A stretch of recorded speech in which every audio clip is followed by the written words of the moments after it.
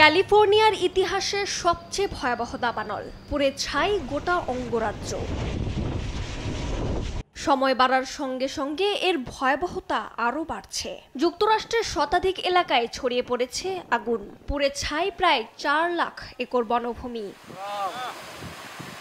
আগুন নিয়ন্ত্রণে নেমেছেন হাজার হাজার দমকল কর্মী। তবে ভয়াবহ এই আগুন নিয়ন্ত্রণে হিমশিম খাচ্ছে ফায়ার সার্ভিস ও নিরাপত্তা বাহিনীর সদস্যরা। আগুনের তীব্রতা বেশি হওয়ায় দ্রুতই ছড়িয়ে পড়ছে অন্যান্য অঞ্চলে।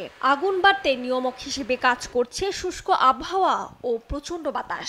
নিয়ন্ত্রণে হেলিকপ্টার থেকে দেয়া হচ্ছে পানি। প্রচণ্ড ধোঁয়ায় আগুন নেভাতে বেশ বেগ পেতে হচ্ছে দমকল বাহিনীকে।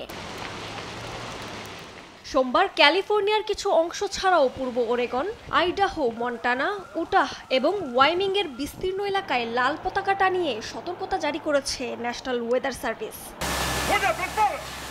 ভয়াবহ এই দাবানল থেকে জীবন বাঁচাতে অনেককে নিরাপদে সরিয়ে নেওয়া হয়েছে।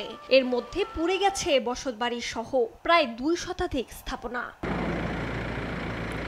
গেল বৃহস্পতিবার 42 বছর বয়সী রনি ডেন স্টাউট নামের এক ব্যক্তিকে আটক করে পুলিশ। পুলিশের সন্দেহ, ওই ব্যক্তি বাট কাউন্টির এলিগেটর চিকর গিরিখাদে জ্বলন্ত একটি গাড়ি ফেলে দেন। ওই গাড়ির আগুন থেকেই সূত্রপাত হয় দাবানলের।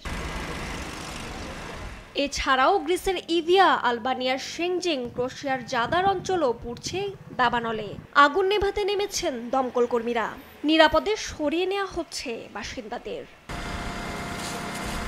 রাজনী রহমান, নিউজ ডেস্ক, দেশ টিভি।